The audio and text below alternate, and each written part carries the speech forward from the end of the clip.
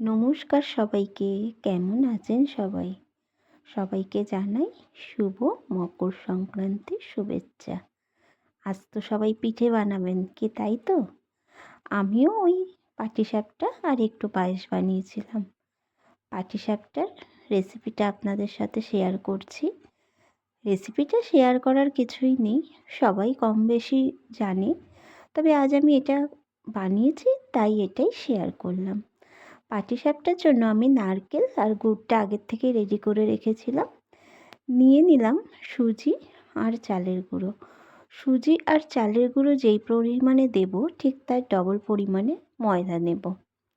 তো সব একসাথে মিশিয়ে এবার আমি দিয়ে দিলাম গুড় আর দিয়ে দেব মিষ্টিটা ব্যালেন্স করার জন্য সামান্য নুন। আর এটা আমি ওই গরম জলে গুলে নেব। পাটিসাপটা তো বানাতে সবাই জানে, তবে জানেন তো আমি যখন প্রথম বানাতাম প্রায় নাজেহাল অবস্থা। আমি তো কেঁদেই দিতাম, উঠতো না, নয় ভেঙে যেত, বুঝতে পারতাম না কি হতো। তারপরে আস্তে আস্তে এখন মোটামুটি শিখে গেছি। তখন তো খুব ভয় পেয়ে যেতাম, তবে এখন আমি জানি, মানে এখন যত বয়স হচ্ছে বুঝতে শিখেছি যে যদি দেখি ভেঙে যাচ্ছে সেই সময় বুঝে নিতে হবে হয়তো ময়দাটা কম হয়ে চালের গুঁড়োটা বেশি হয়ে গেছে। তো ওই গোলাটার মধ্যে আরেকটু ময়দা দিলেই গোলাটা ঠিক হয়ে যায়।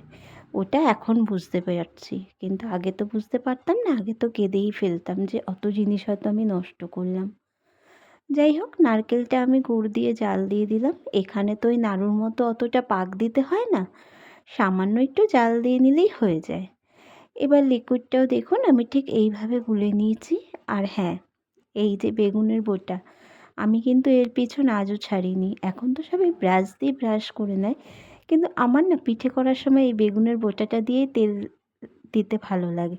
মানে এটাই আমি প্রথম থেকে করে এসেছি, তো শাশুড়ি মাকে দেখেছি, তাই এটাই আমি করে আসি এখনও পর্যন্ত।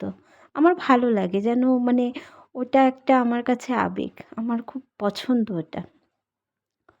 যাই হোক, এবার একটা একটা করে পিঠেগুলো ভেজে নেব। আপনারা কে কী পিঠে করেছেন জানাবেন। আমি কিন্তু আর কিছু করিনি, ব্যাস পাটিসাপটা আর একটু গুড়ের পায়েস করেছিলাম। পুরো ভিডিওটা দেখার জন্য অনেক অনেক ধন্যবাদ। আমার বকবকটা শুনলেন তার জন্য ধন্যবাদ। সবাই ভালো থাকবেন, সুস্থ থাকবেন, সাবধানে থাকবেন। যারা যারা আমার ভিডিও নতুন দেখবেন আমার চ্যানেলটিকে প্লিজ সাবস্ক্রাইব করে আমার আমার পাশে থাকবেন। নমস্কার।